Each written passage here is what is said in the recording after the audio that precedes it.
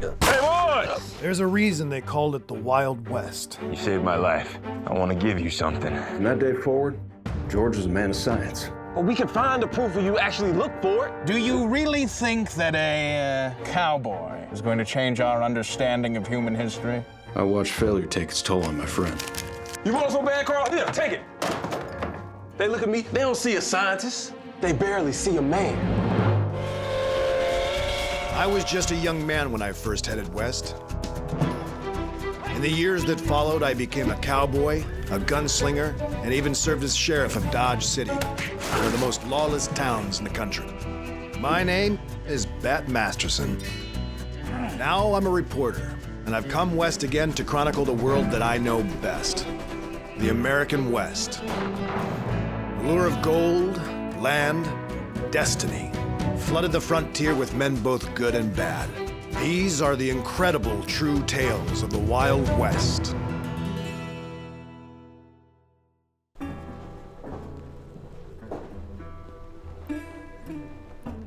Is this it?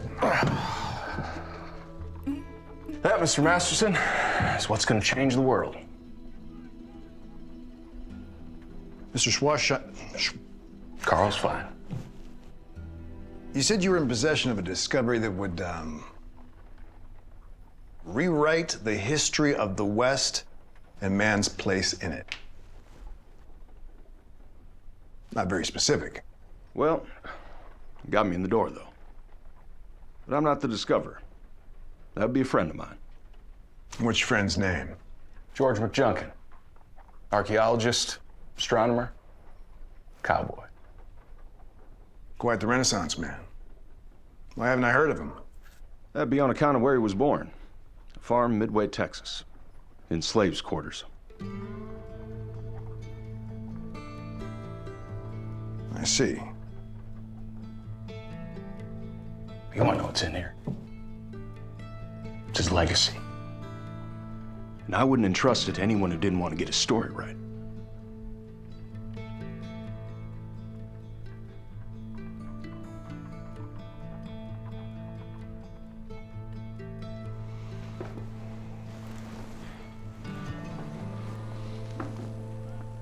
After the Civil War, freed slaves headed west, just like everyone else.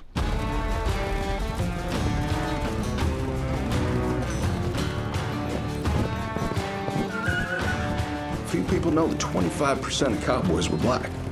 George found work as a ranch hand in New Mexico.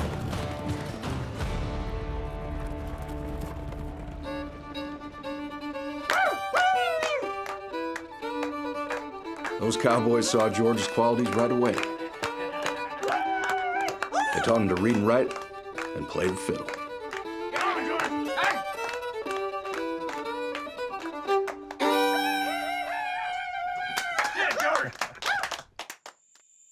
Wasn't long before George caught the notice of the ranch owner, Dr. Owen. Now, I have something else to discuss, George. I'm getting a little long in the tooth. Now, it hasn't affected my looks none. But my old bones can't get knocked around the way they used to. Don't be so hard on yourself, sir. You'll be fine.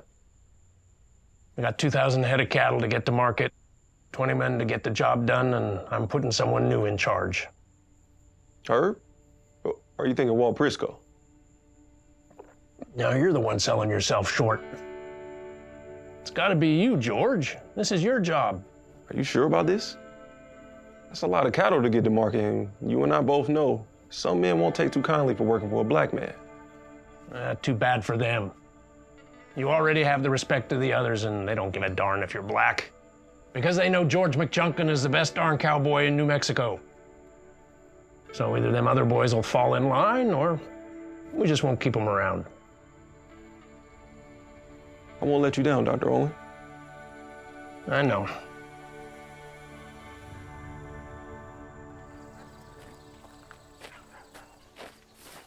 George's life as a rancher seemed set, till the day he met someone that would change it forever. Arm me off! Get up! Hey, boy! It's too darn hard to be working that hard. Let him be. Let him be. Okay, all right.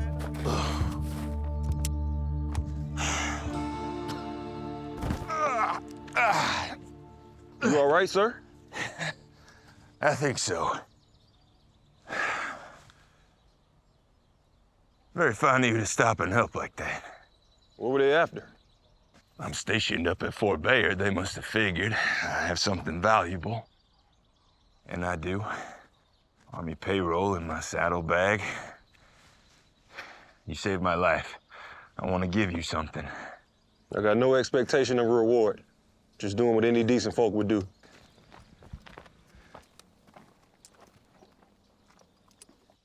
The money I have ain't mine to give, but I do have this.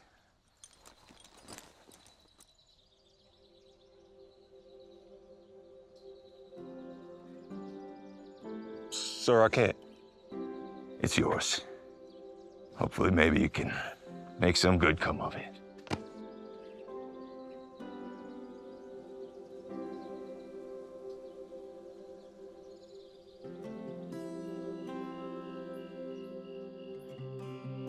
That small gesture changed George's life. The telescope spurred his desire to learn more about the natural world.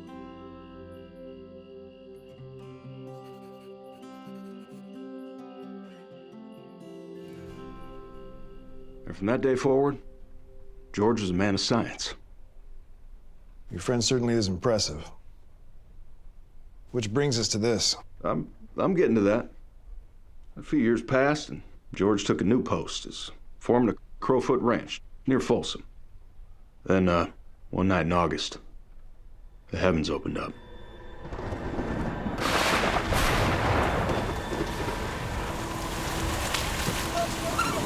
George, come to the phone! Sarah's on the phone. McJunkin here. George, can you hear me? Sarah, is that you? George, the Cimarron's flooded. Get your stock to high ground now. That water's gonna get to you first. You need to get out of there. You hear me? I can't. I have to call everyone. I'll be all right. Sarah, there's no time for all that. You better get yourself to safety now. Sarah! Sarah! Go get the Sarah. Round up the calves, push him up the hill. Move!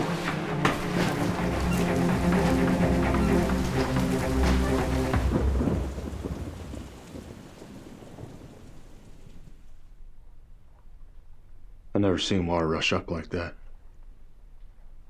We lost 18 souls that night. Sarah?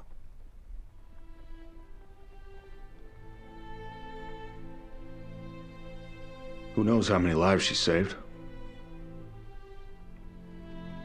Sun rises, you pick up the pieces. George, he went down to the arroyo to survey the damage. That's where he found them.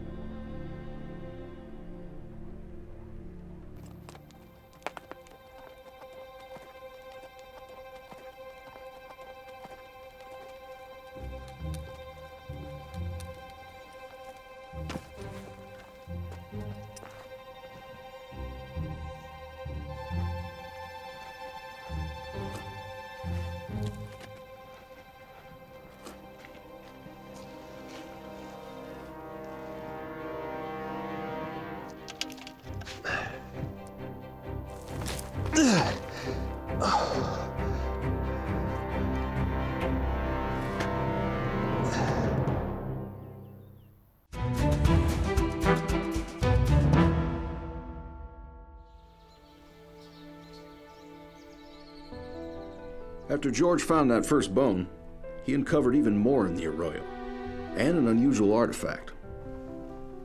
George believed he had found something important, but he had no answers. Only questions.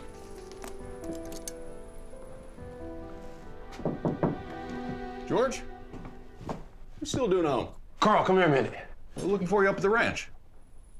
What do you make of these?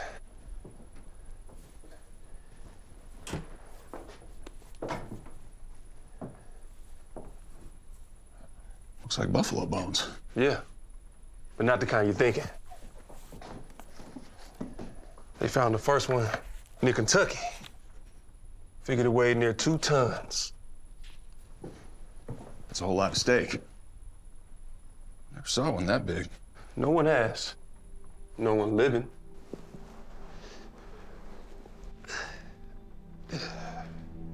Bison antiquus. Lived nearly 10,000 years ago. Yeah, I think that's what we got here.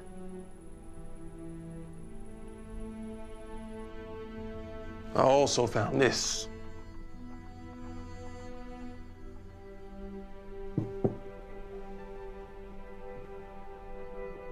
What is it? I don't think it's natural.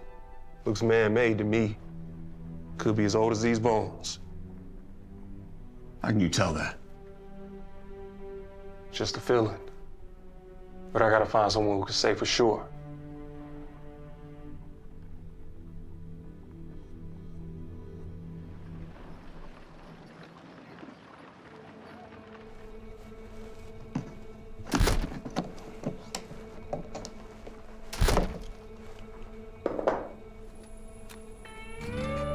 Have a look. Oh, wow.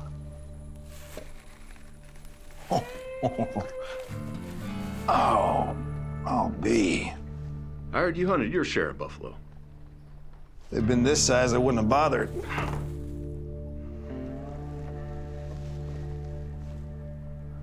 Why has no one heard about this? It's not for a lack of trying, Mr. Masterson. Believe me. George sent letters to just about every museum and university in the country. He described how vast and rich the site was in bones and artifacts, and that it merited a proper dig, led by professionals. And if they bothered with an answer, it was always the same. They had no interest in examining the site.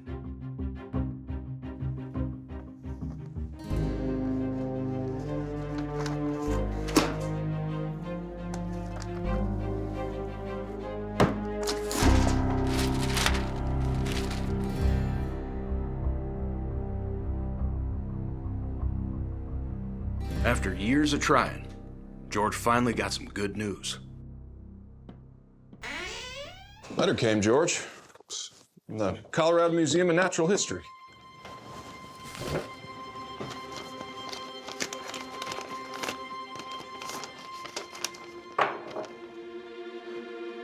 Well? It's from Harold Cook, curator of paleontology. He's coming here to Folsom.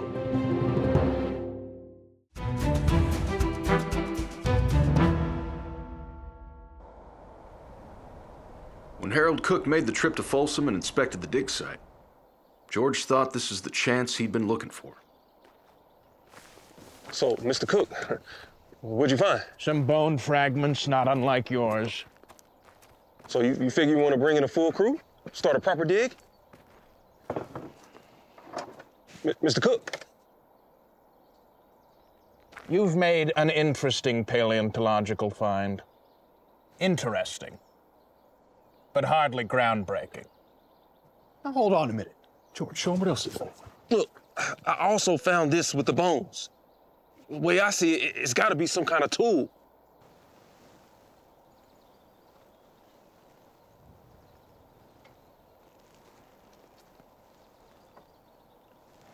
Weather can sink modern tools to lower depths. There's no proof the two are linked. But we can find the proof if you actually look for it. We?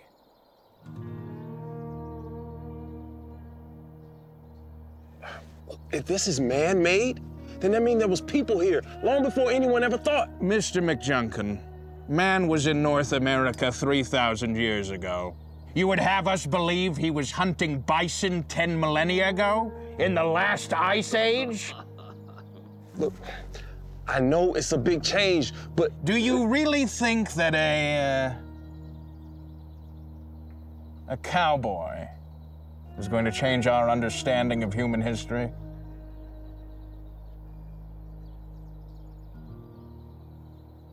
You know what? You're right.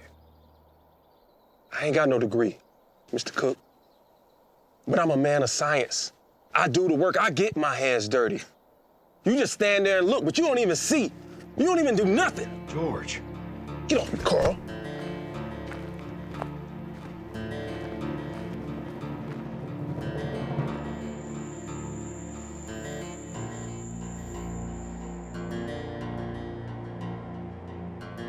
The years passed by. George never found anyone that was interested in his findings. I watched failure take its toll on my friend. George, you home? George. The heck you up to? Clearing house. Way past due. George, what are you really doing here? I'm gonna throw them in the river, back where they belong.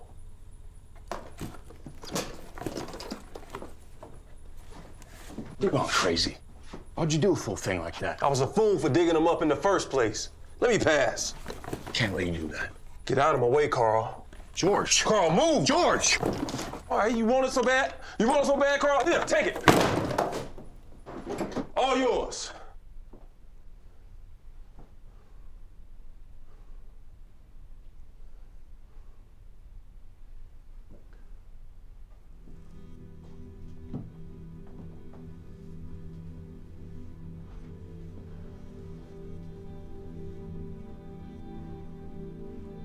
How many times have I heard the story about this thing? Showed you a bigger world.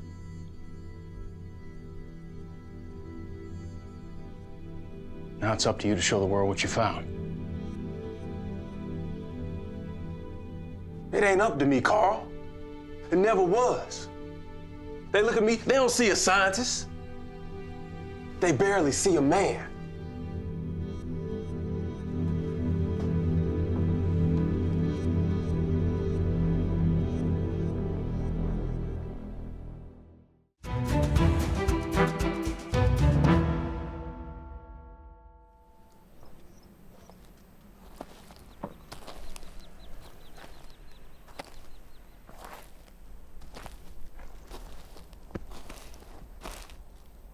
Not a bad spot. Reckon I won't be crawling down there no more.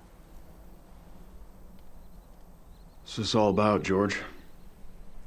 What's changed? Spent so much time worrying on those bones. Stop looking after my own. I ain't got much longer, Carl. I can feel it.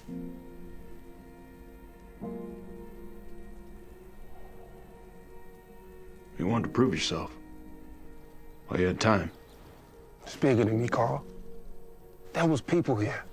No one never saw none before. They lived here, died here. I wanted to tell the world, see them. And don't ever forget, they was here.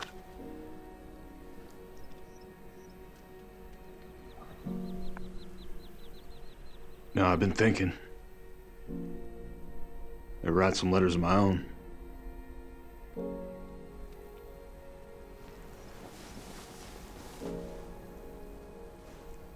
Figured he wasn't ready to part with this just yet.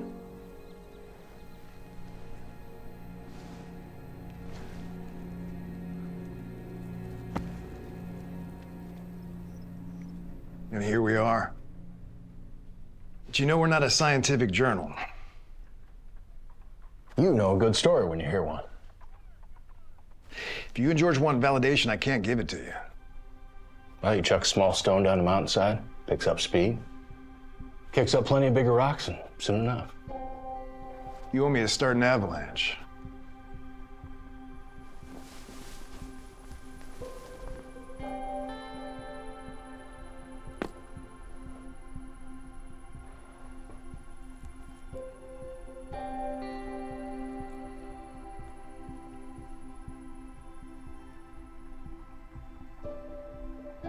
I want the world to know what George McJunkin did.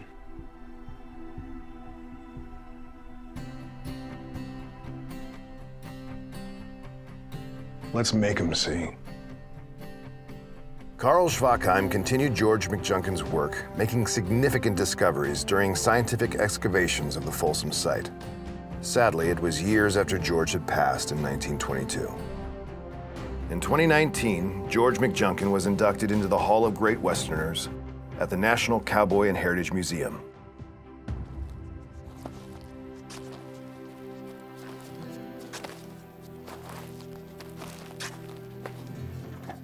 Pack those up, huh?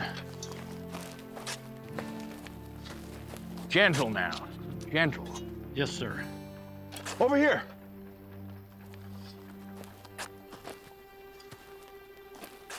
See there? The spear tip's in the bone.